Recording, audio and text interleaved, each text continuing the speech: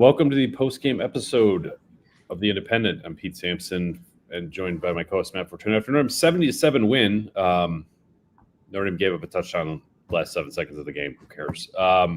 Syracuse didn't even have to call a timeout to get it. I was waiting for that. I was true. really waiting for that. A true nod there to ACC brethren.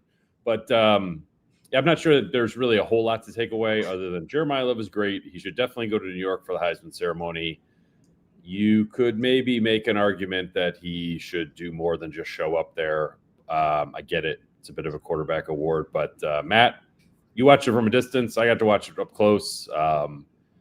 This was as thorough and ass-kicking as I have seen ever in Notre Dame Stadium.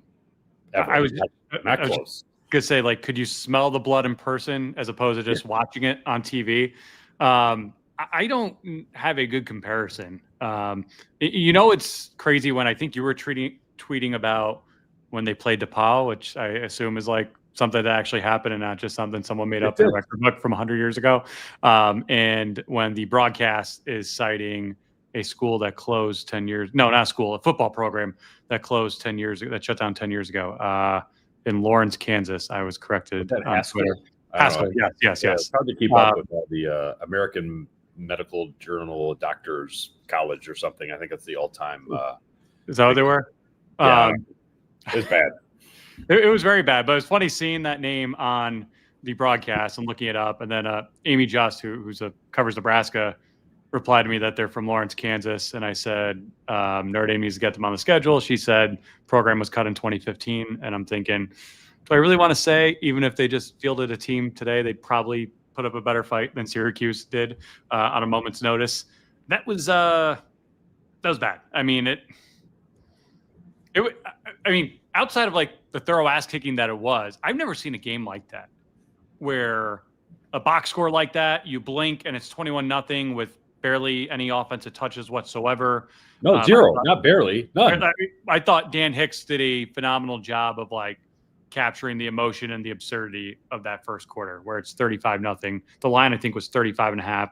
You said 55-0, I believe. And I thought that was not absurd, but I'm I don't know if I'm going to go there yet. Not that I think this would be, not that I ever thought this had any chance of being a good game, but I'm for all the talk about the quote unquote trap game last week, I'm the answer's staring us right in the face. Notre Dame doesn't lose big road games like that. They lose home games when they're 20 plus favorites, and they're not going to lose this one. But maybe Syracuse with a new quarterback catches lightning in a bottle and scores 14 points instead of 7. This was just absurd. Jeremiyah Love, you mentioned it. I mean, are you a Heisman voter? I am not. That's too bad. But we do a straw poll at The Athletic. I've sort of moved Love from third. Last week I got him up to second. I think I'm going to go first this week. I get it. Mendoza is great, but that's my thing is I think if there's a big picture takeaway out of today, it's he was going to be on my ballot barring anything unforeseen these next 3 weeks, I should say. And now I'm wait a minute. I need to watch Cheyenne and Mendoza and Jacob Rodriguez at Texas Tech, I think, a little closer. This could be a realistic. Do I think he's going to win? No, but look, post-game on DraftKings, he's up to third best odds at plus 650. I think that was maybe plus 2,000 before the game. And he did today what he does every game. But he also, you don't go into a game like Syracuse or a game like Stanford thinking, oh, Love's going to make his Heisman case today because there probably aren't going to be a whole lot of opportunities. And sure enough, he only gets 8 carries. However, with those 8 carries are 3 touchdowns, each one more impressive than the last. And he leads the nation in touchdowns from scrimmage. Chris Sims in the NBC postgame show said, quote, he's the best player on the best offense in college football, end quote. Hard to argue that right now with the way he's playing, with the way this offense is playing. Although, again, I come back to the box score because it's just so patently absurd. DJ Carr goes 5 for 9 for 49 yards on senior day, and Notre Dame wins 70-7. What? Yes, Love averages 21.4 yards per carry, and Notre Dame scores 70 points in a game where they had 39 offensive snaps. That's absurd. It's what was this? And I would say it is patently ridiculous what Syracuse football is. However, for Jalen Stroman essentially to like be banished after the Texas A&M game, not to be heard from again, for Tay Johnson to get hurt during the week, left hand injuries, punching out a football, according to Marcus Freeman. Also, Marcus Freeman said, probably not Stanford, but, postseason looking good. For Stroman to come back and have a pick six right away and then block a punt, which I don't think went down as a block punt technically, because Luke Talich caught it. But beyond the line of scrimmage, like to play that way, to tackle that well, that's a little bit of last year vibe for Notre Dame for me, where you have guys who didn't do anything all year or really struggled step up when they need them. And they will need more of that because Kingston Viliama also got hurt today. Marcus Freeman wasn't asked about it. I've sort of been checking with some sources on that. Basically, I've just been told it does not look good at all. I would say the way he looked on TV on the sideline. Yeah, it was bad. Even the way Zora Stevenson conveyed it was just like, he's out for the game. And it was kind of like, I don't know what she was told versus what she relayed, but it was very much like, he's out. Thanks for asking. We'll talk to you whenever he's back. Yeah, I don't. Based on one of my sources there, it is not good. Which not good takes you beyond the postseason, unfortunately, most likely. So that I don't want to rule anybody out here and at 7:47 p.m. on Saturday, but that's a rough situation potentially. But it gets back to what's interesting about this team is similar to what was interesting about last year's team. It's like you lose Anthony Knapp and Rocco Spindler and Ashton Craig, and you plug guys in and play. You lose Riley Mills, you plug guys in and play. You battle through a season without Hardcross. Benjamin Morrison goes down, you put in Leonard Moore. I'm not saying I would want to live that way all the time, but it's a good situation to be in if you're Notre Dame, where you just and Marcus Freeman references after the game when someone asked him about Stroman's playing time and where that is. He's just like, look, we've got a lot of damn good players. Mm-hmm. This was a testament to one team having a ton of really, really, really talented players, the other team not, and the team with the talented players was able to make it look like it did today. I mean, it felt like Syracuse played more than two quarterbacks because they kept switching them. They didn't. It got to the point where I thought, could Steve Angeli with his Aircast back there do a better job than what's on the field right now for Syracuse? Nice group hug and love for him. Yeah. Game from everyone. Like, that's a good vibe. Like, you win by 63 points. This guy helped you big time throughout the course of his time in the program, but particularly in the playoff when it mattered most last year. He was one of the guys that you would have referenced that I was talking about last year. Like, yes. You don't know when you need to play, but like, holy crap, we need you right now. And Steve Angeli was one of those guys that stepped up. So it was cool to see some affection for him. I think Kennedy Urlacher might have had an interception in the USC Oregon game, if I'm not mistaken. So a couple another. I gotta be honest with you, that's a name that just completely escaped me.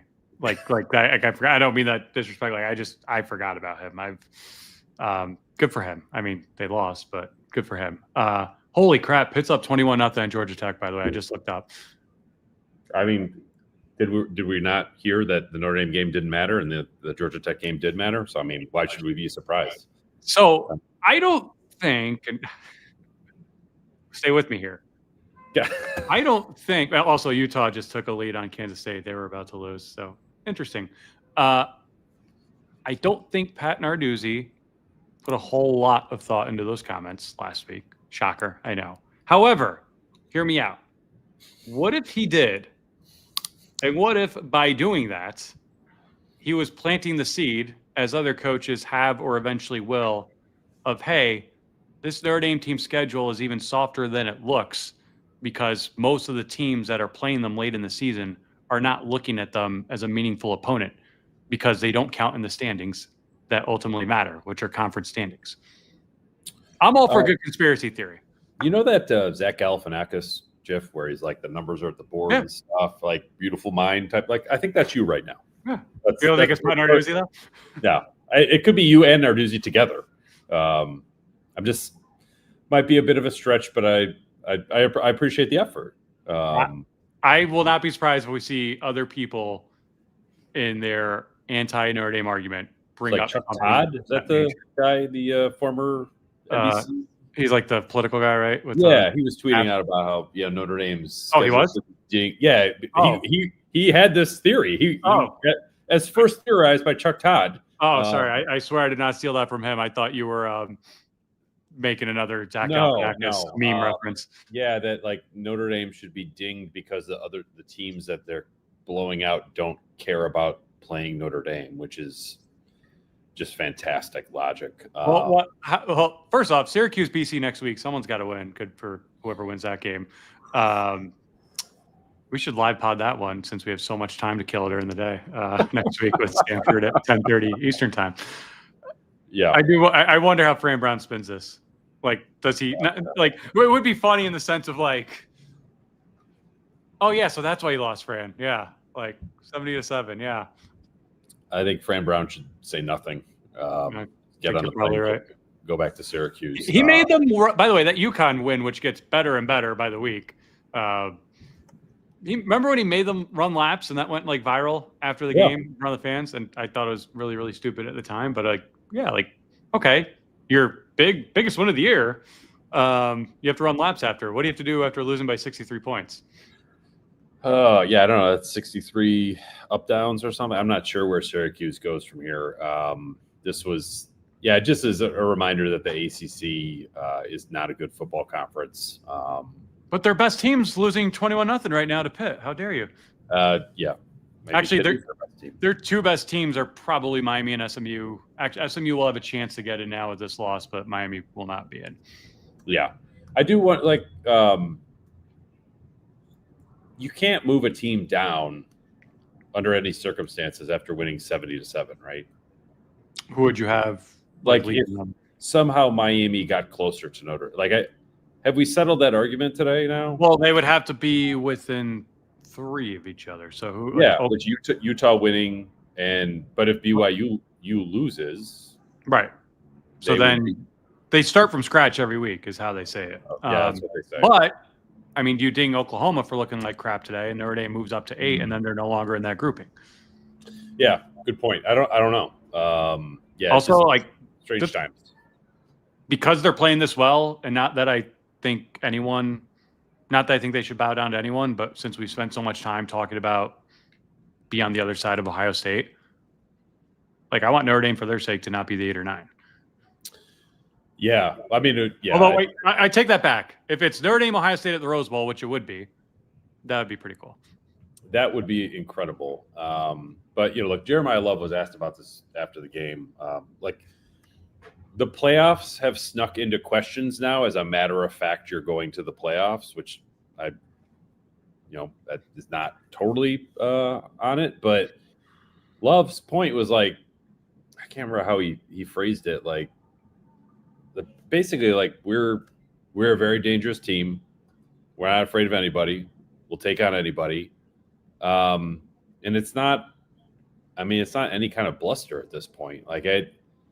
The way the defense is playing, even if they are without Kingston Viliamas Asa for the long haul, they are playing really well on that side of the ball. The secondary has been unbelievably good over the last 7.5 games. The running game is what it is with Jeremiyah Love and Jadarian Price. It's fantastic. I mean, obviously, CJ Carr can give you more than 49 yards passing most games if you need it. But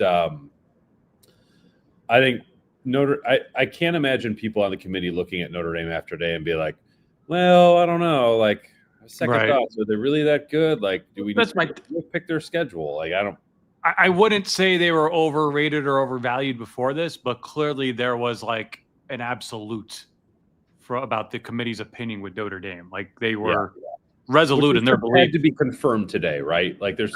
If you were adamant that Notre Dame was number 9, they will have to at least be number 9. Oh yeah, no, I thought you meant they needed to win this. No, I mean, I again, every week is new, and I do think they're genuine, if nothing else, in their idea of starting from scratch and reevaluating different wins and different losses throughout the course of the season. But I do think I was never. I understand there are doomsday scenarios, et cetera, et cetera. I was never really worried about Notre Dame not making the playoff. And after today, I don't know how you if you thought this was one of the 12 best team or 11 best teams, which I think most of us did, I don't know how you can come out today and say otherwise. Again, you want to nitpick the resume, go for it. If you've already determined that what this team is and can be, I don't know how you can undo that. Not just today, but really after the last 3 weeks, post BC. I mean, it's a football team that's playing its best ball at the right time. One other thing, as long as we're on the playoff kick, I think me and you may have been texting about this yesterday, but like, I don't know if Lane Kiffin's going to be coaching Ole Miss in the Egg Bowl. And even if they win it with or without him, he's not going to be coaching them in the playoff. And the committee in theory, I don't think they've ever dealt with this before, but they treat coaches and coaching losses the same as they would player losses, which in the case of Florida State 2 years ago, kept them out of the playoff, despite being third. It was similar when Notre Dame promoted Marcus Freeman in a rush. Notre Dame was in playoff contention. And I think that Notre Dame wanted to be like, look, we're good here. We're the coach. Like, we've got everybody here. So yeah, it didn't matter that year, but like, that is a thing. I don't know how it will impact Ole Miss if and when that time comes. Well, Lane Kiffin will leave or have been kicked out of 2 championship chasing teams. Hell of a thing to put on your resume. Alabama, he got fired as the OC before the title game, and whatever's going on at Ole Miss right now. And you bring up Notre Dame 21. What's the common denominator there? LSU hiring coaches who are in the middle of playoff chases. Yeah. Like the idea of this being unprecedented, I don't necessarily agree. And maybe the way Kiffin handled it is different than Brian Kelly. But all of which is to say, like, Ole Miss without Lane Kiffin, who would therefore be at another SEC school and be building out a staff and absolutely recruiting those players off that roster. Mm-hmm. I'm not saying they won't get in. They're 6 right now. I don't think they'd drop to like 13. But I sure as hell wouldn't. And by the way, it would be Joe Judge. It wouldn't be Charlie Weiss Jr. As their interim coach, which is unfortunate.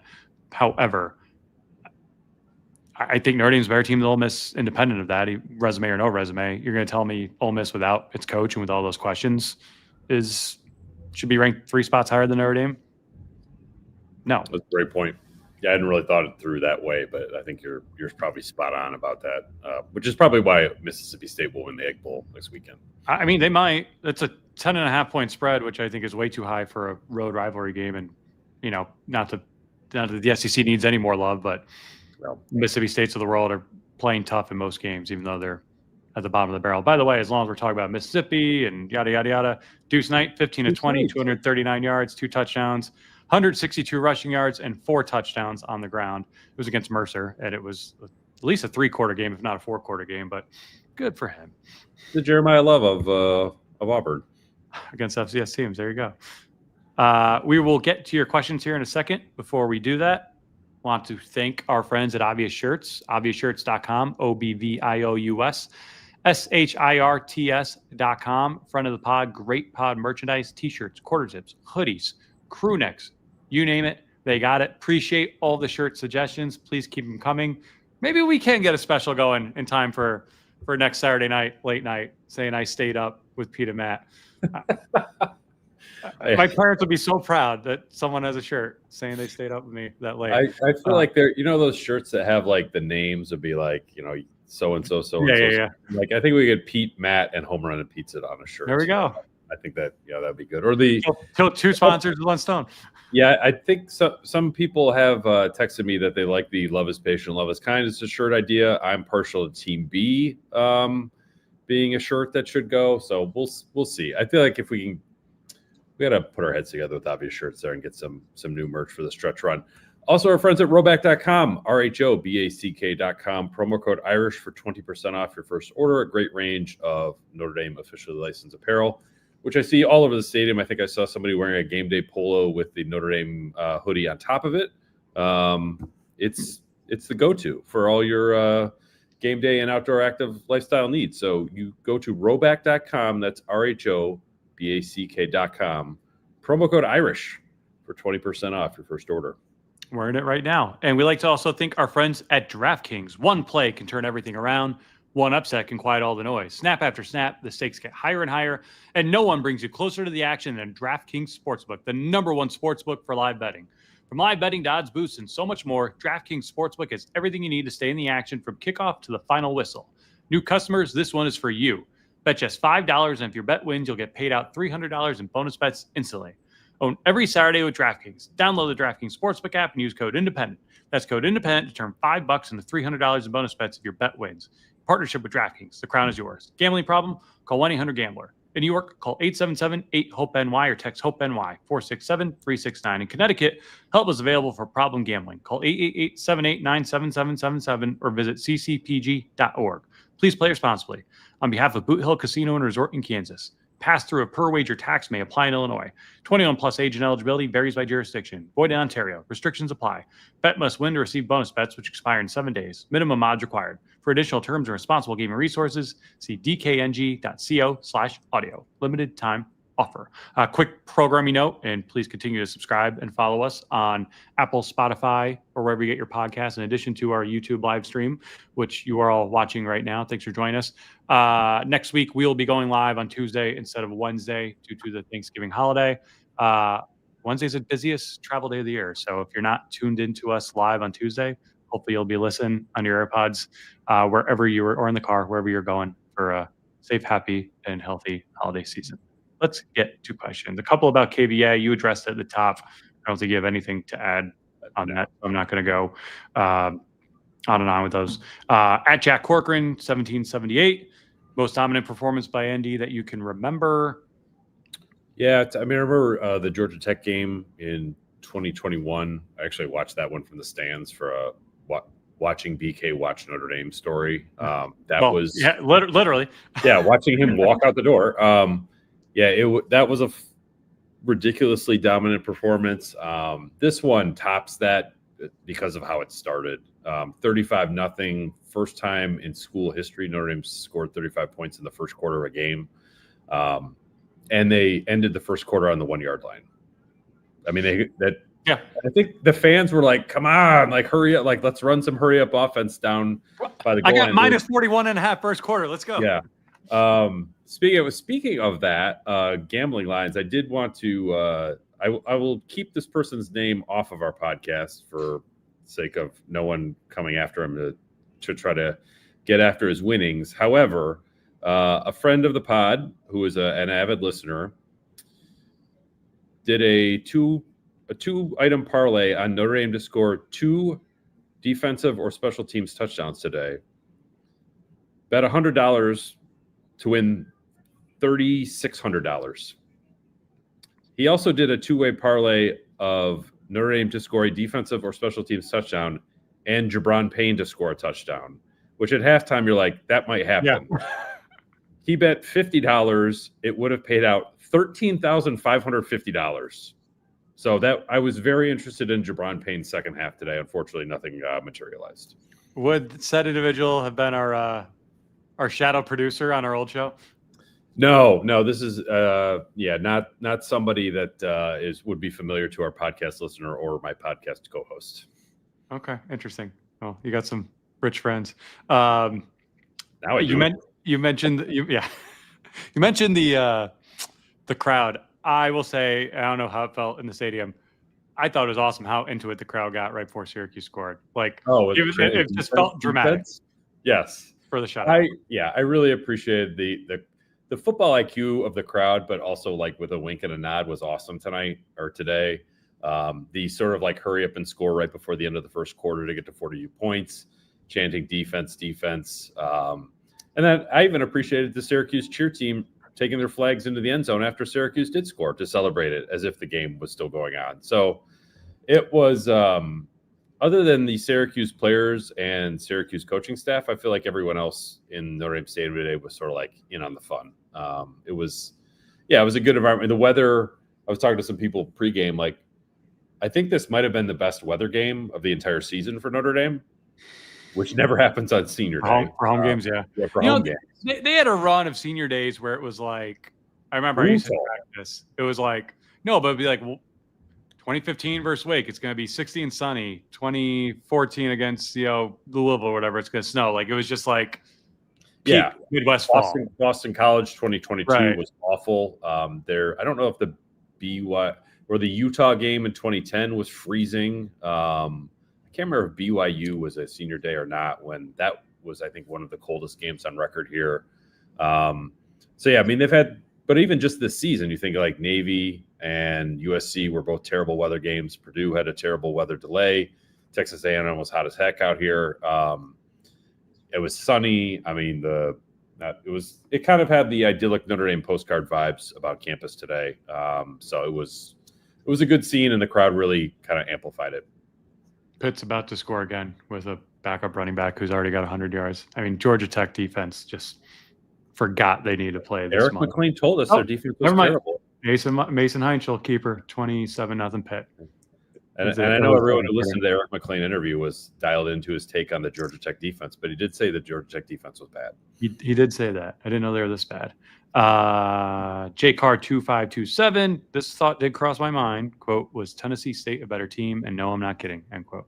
They tried. I mean, they definitely tried harder than what Syracuse effort was so pathetic today. And it was it, or are they just terrible? No, it was pathetic. Like the Jalen Stroman pick six at the beginning of the game, the tight end he steps in front of stands there and just watches the rest of the play. Like, does not move, no effort whatsoever. I get it. Syracuse had zero chance to win with Joe Filardi as their quarterback, but I mean, they were making business decisions all over the field from the beginning of the game until the very end. So Tennessee State definitely tried harder. They might not be as talented as Syracuse, but this was as pathetic a performance I've seen from an opponent here in terms of effort. I can't remember one that was as bad as this. This is the most dominant of my lifetime that I can remember. I will say the most impressive relative to opponent, at least at Notre Dame Stadium. I always come back to that 2017 USC game where they won, I think, 49-14 by simply running the ball. That was still Brandon Wimbush. That was a USC team that won the Pac-12 and went to the Cotton Bowl that year. And there was a lot of hype going into that game. And it was like a name your score affair against Sam Darnold, still having a strong NFL career. Like, it was against a real good opponent that just never had a chance. But this one's probably in a league of its own. Sean O'Brien -W2N. Miami scores 38 points for Syracuse, and Irish scored 35 in first quarter. Suck at ACC in Miami. Syracuse was scoreless after the first quarter and 14-0 at halftime. And I do not like this as like game analysis of like who was more dominant, but it is kind of hard to avoid 38-10 versus 70-7. This in the comparative opponent game with Miami that Notre Dame will probably be continuing to play next week when Miami goes to Pittsburgh, Notre Dame goes to Stanford, teams that the other ones already played. This was definitely a check in favor of Notre Dame. JCar2527, Bald Boys going to be on Demon Time next week, podcasting at 2 a.m. from Palo Alto. I'll be there. We'll see you there. I would expect nothing less, JCar. JCar, if you do not find me pregame, because like that's a stadium where last I checked, they let you down on the field before, and I'll definitely be down at the end. I'll be pretty ticked off if JCar doesn't give me a shout out from the stands after Notre Dame Stanford or before Notre Dame Stanford. A couple more that are on the exact topic we were just talking about. All right, here's one. Patrick Sparrow, how electric was the stadium after the 21-0 start? It was awesome. I think people were like kind of confused, comically confused about what was happening. Because I think Marcus Freeman was asked about this post game, and he's just like, "All right, defense, get back out there.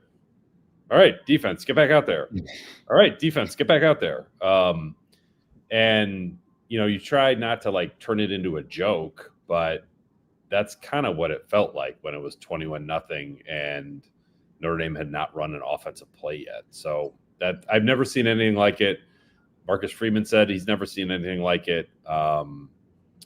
It was a good day to bet a Notre Dame will score 2 defensive touchdowns type of game. So sure sounds like it. Dinner on that guy if you're happen to see him in town tonight.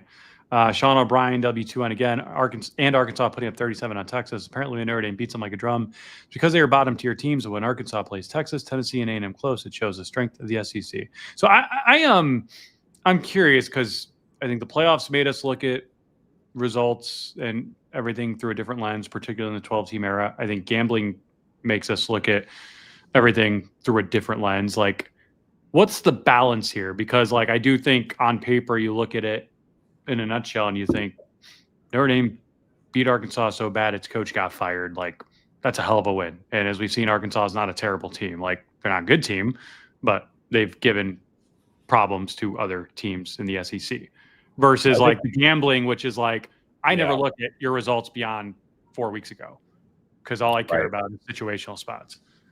I think that the Arkansas win has aged much better than anyone would have expected. Sure. It's like when Notre Dame beat Purdue last year, was it 66-7?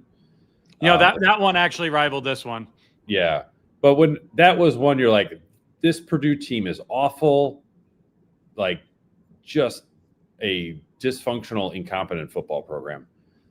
Arkansas, when you left Razorback Stadium that day, like, yeah, I mean, they still have Taylor Green. He's good. Like, it felt like they had some players.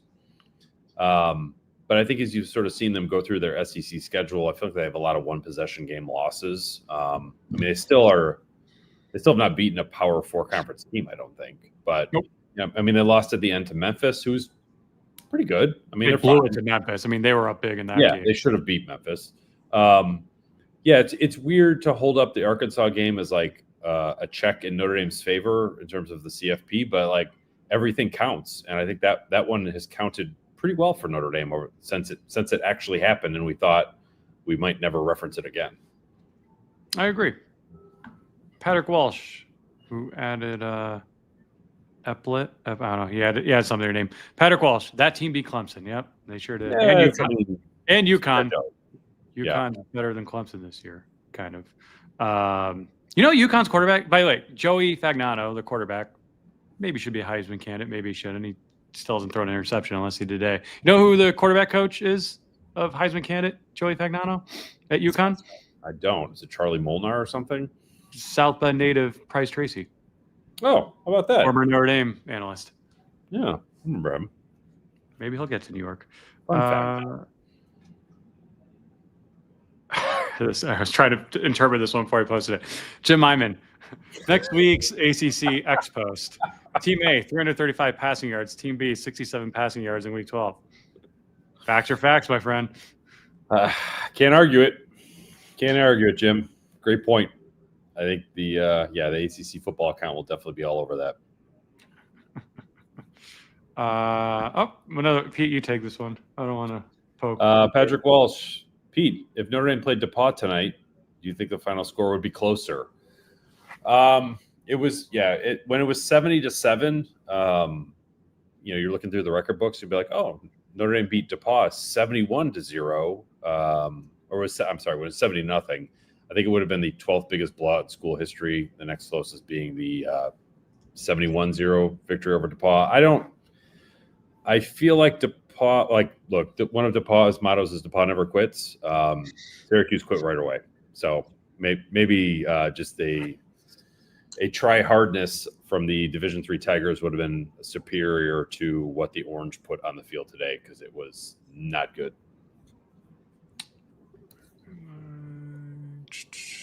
Liam Farrell, 3353. What's the likelihood with potential Utah, no longer, and BYU losses? Miami's in the same grouping as Irish. Follow up. How many teams in CFP history have fallen in the rankings after a 63-point victory? Guessing 0, but I don't know that off the top of my head. Yeah, I can't imagine any. So I feel like Notre Dame should feel pretty secure. And I think that I had read that the committee doesn't consider margin of victory above 24 points. I have a very difficult time seeing them not considering 63 points, which was really 70. Like, the scoreline here was so garish that I got to think people took notice of it. There aren't a lot. I mean, take it back. There are some 70-7 games in November, but they're usually the SEC versus an FCS school. It usually is not Power 4 on Power 4. So I think if you're Notre Dame, you didn't want to give anyone any reason to mark you down in the CFP chase, and you didn't. You gave no one any reason to mark you down. So that was that's where I think this 70-7 scoreline actually does matter, regardless of what the CFP rules say that they are. You kept saying 70-7, and I'm like, I know I've seen a score with that before, and I looked it up. It was Arizona State over Arizona in 2020, the end of the Kevin Sumlin era, as we know it, I believe. So, okay. But actually not SEC, believe it or not, but yes. Chris Avila, 5894. So, who's going to be at Stanford next week? Where are we having the post-game independent podcast? Independent After Dark. Pete, you could probably do it on the field and just have like a bunch of people just chime in. Yeah, I mean, we have like in-person questions. You can find your way up to the press box. I think it's pretty lax out there in terms of security. I think you could go on the field though, right? Don't anyone on the field? Yeah, everyone gets down on the field after the game. So maybe I'll record some videos or something with listeners of the Independent, and we'll just sort of splice those into the podcast accordingly. I mean, hey, we got to make it interesting. If you love Notre Dame football so much that you're going to go to a 7:30 p.m. Pacific time game at Stanford, I mean, assuming you don't live on the West Coast, I have a lot of respect for you. So come down. We'll do a little selfie video of a question for the post game independent pod. Sarah McGuire 297. Matt and Pete, I vote that next season you do at least one meetup before an ND home game. Would be great to put some faces to some of these names. How about we do it for a playoff game if they're at home? Just throwing that out there. Okay. Maybe we could get one of our sponsors to put up a stand and give out some freebies. We have done a couple meetups and live pods in Chicago preseason. But yeah, I'd love to get to do one on campus around a worthwhile game. Jay Carr, 2527. Pete looking fancy with that coat. Do my best. Dan Kelly, 120. Guys, how do we fix our last play of the game defense? It's a struggle, man. Because they've given up 13 points on the last play of the game, essentially the last 2 weeks. Yeah. So I mean, does not go well. You do that in a playoff, you're going to lose, Pete. Yeah, it's true. It's true. Yeah, I knew everything was going right for them when it's 4th and 3. Minchie bumps into, I think it was Nolan James, like complete miscommunication, recovers and still dumps it off for I want to say it was Leo Shadler maybe for a first down. It was just like they can't even stop themselves today, and even when they try to do it, Syracuse. Yeah, that's okay.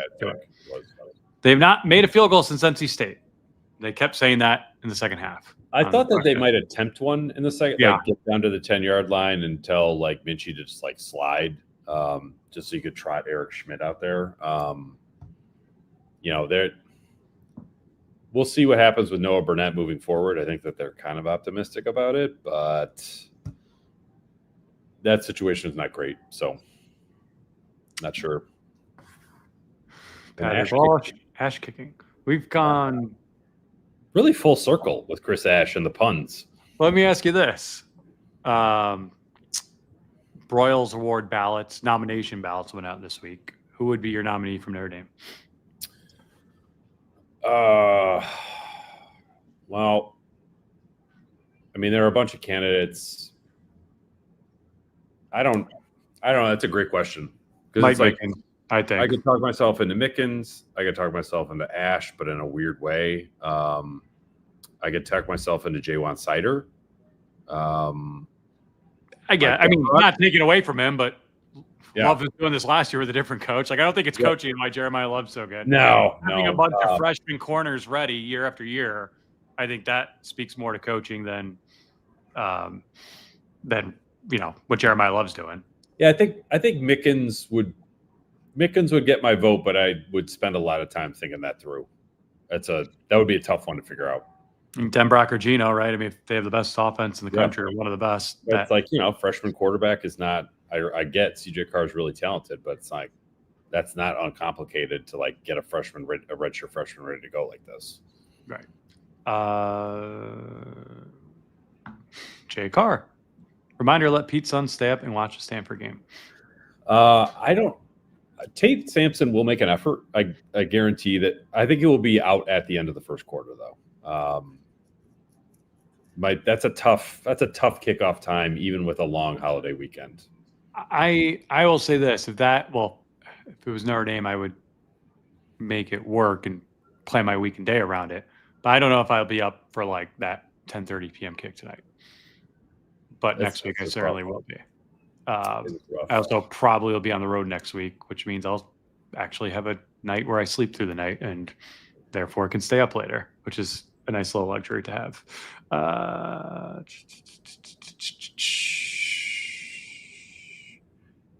Chris Avila 5894. If next week is like this week, we really should see starters pulled at the half.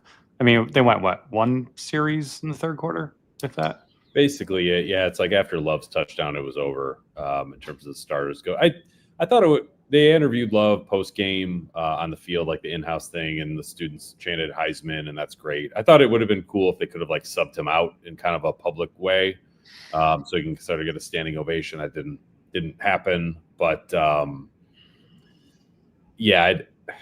next week, win by a lot. Get Love to the single season rushing record. I think he's 90 yards away from Vegas Ferguson's. I think it was in 1979 he set that. So that I think would be a priority next week. I don't think any Heisman voters are going to stay up to watch the actual game. So set the single season rushing record. If you want to go a little bit beyond that, that's fine. But I would get a couple highlights along the way. Like if Jeremiyah Love's stat line next week, maybe 13 carries for 137 yards and 2 touchdowns like that. Let's shoot for something like that. Yeah, you bring up a good point. Like I always think like the Friday night games, the late night games, Saturday, like I'm a fan of those in the sense that like maybe they're not the best broadcast windows, but they're the only game going on at that time. And therefore the people watching it are usually the ones who, like, if you look at ESPN's history of great announcers, all of them got their start on Friday Night Football because it was like Joe Tessitore is calling a Boise State upset. This guy's pretty good. Adam Amin's calling this. Let's put him on the Bulls. Like people who truly follow the sport watch those games closely.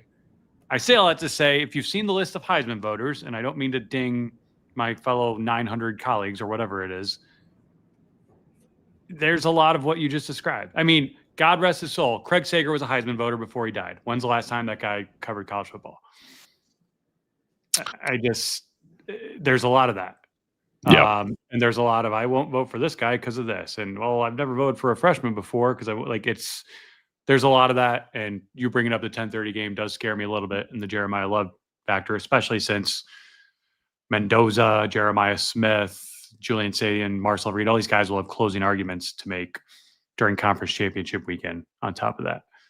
Yeah, no, I'm with you on that. It makes it, I feel like the highlights sort of stand alone. Like at this point, like nobody has a highlight package like Jeremiyah Love at this point.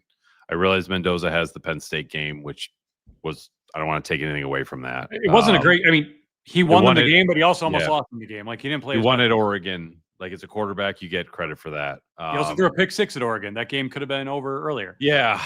I just think that Love's highlights at this point, they're so far and away the best I've seen from anyone in college football this year.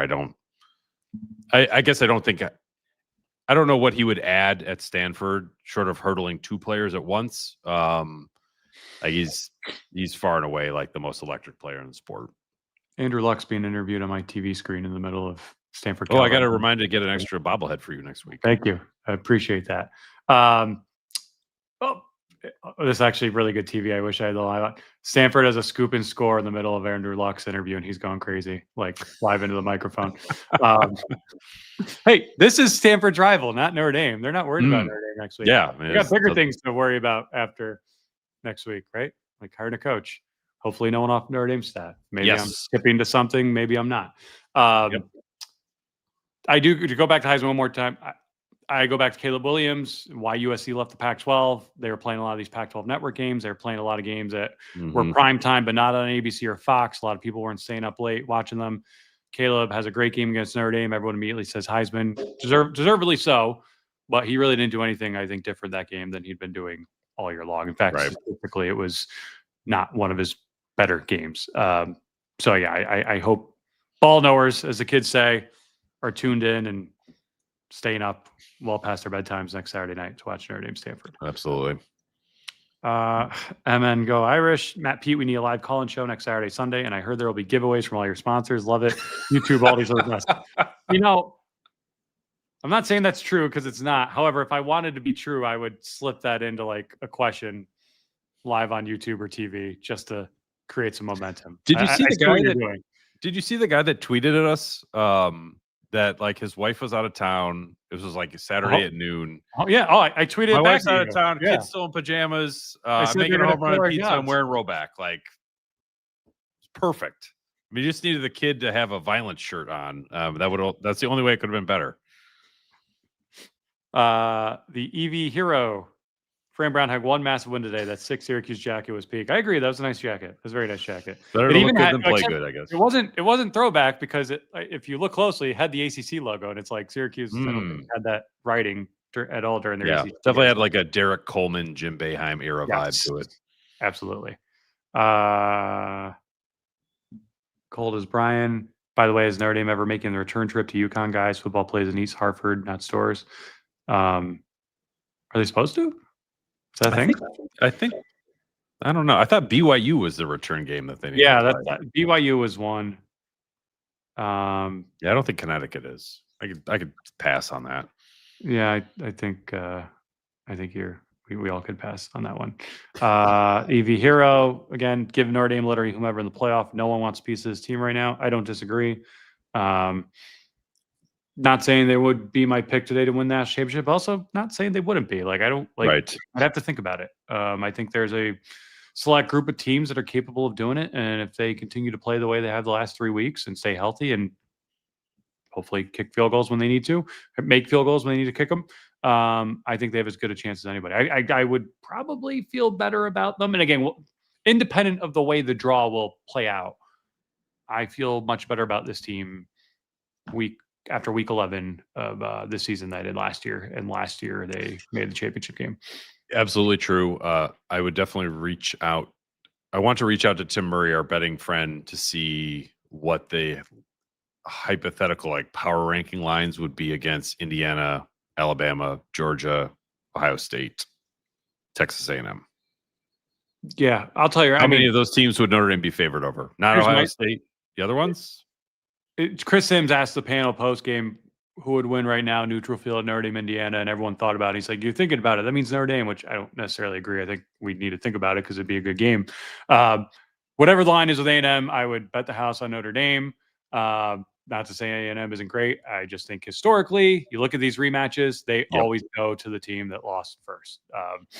Oregon, Ohio State last year, Georgia, Alabama a couple years ago, Notre Dame, Clemson on a sour note a couple years before that. Like, the advantage is to the team that gets another bite at the apple, especially when these teams are very close, as they literally were in week 2 back in South Bend.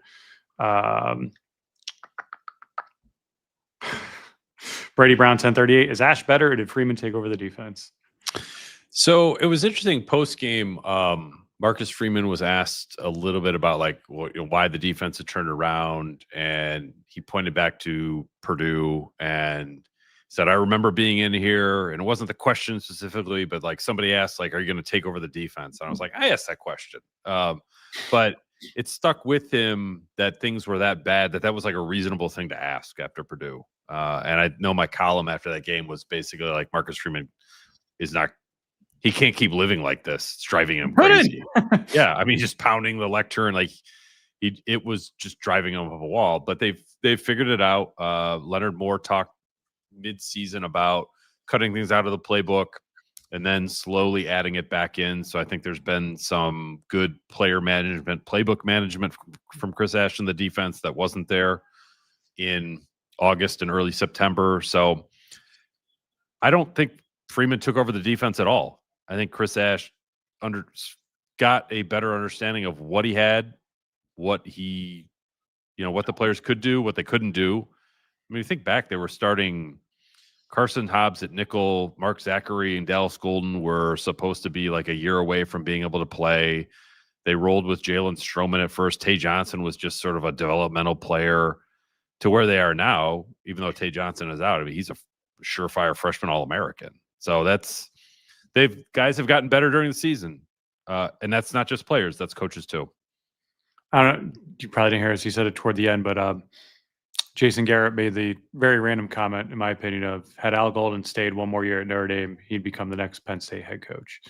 And I thought it was a weird comment for a former coach to make. I don't think Golden's candidacy would be swayed either way this year. I don't think he'd be the next Penn State coach either way, but like he didn't stay. And I don't know. He went to I hope things work out for Al Golden, but he left for a job that looked like a dead end job and probably will be a dead end job. Sure enough. As far as, what happens with the Cincinnati staff at the end of the year. Yeah. But I just thought it was a random thing to bring up. I did not catch that. Blowout. Oh, wait, actually, I didn't mean to put this one in, but we can do it anyway. Griffin Hare, 3962. Ohio State isn't unbeatable. They haven't played anybody this year.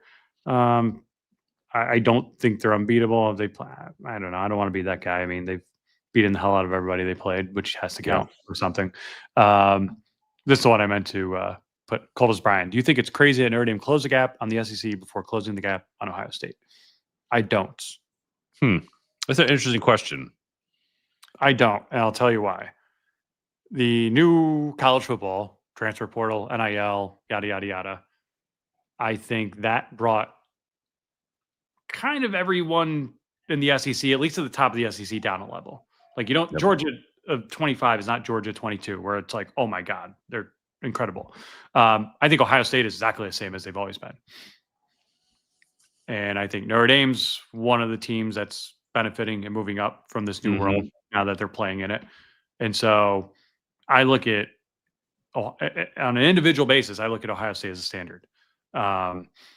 As a conference, I'd look at the SEC, but I don't think it's crazy that Notre Dame has closed the gap on the SEC, because I think the SEC is going this way, Notre Dame's going that way, and Ohio State's just kind of steadily been here the whole time. It's an interesting way to look at it, because I would say that I'd be surprised, but I think you're right. I think the SEC has come back to like the pack, so also, to speak. Nick Saban's not here anymore. That's one of the reasons it's come back to the pack. So that has changed some things, but I think I'd look at that more in terms of, I'm very, very impressed that a goal that Marcus Freeman had when he got here was like chasing down Alabama and Georgia in terms of material on your roster. And even though their recruiting has gotten a little bit better, I realize the class they're putting together right now is a lot better, but they're not impacting this season. How they've managed roster building through the portal has been phenomenal.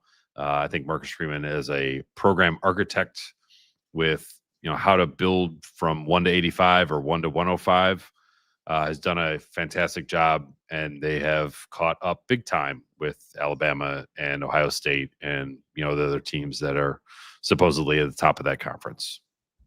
The other thing too, arguably Ohio State's two best players on this year's roster, which is the number one team in the country, are a result of Nick Saban retiring. Julian Sain and Caleb Downs. Yeah, it's an interesting way to look at it too. Yeah.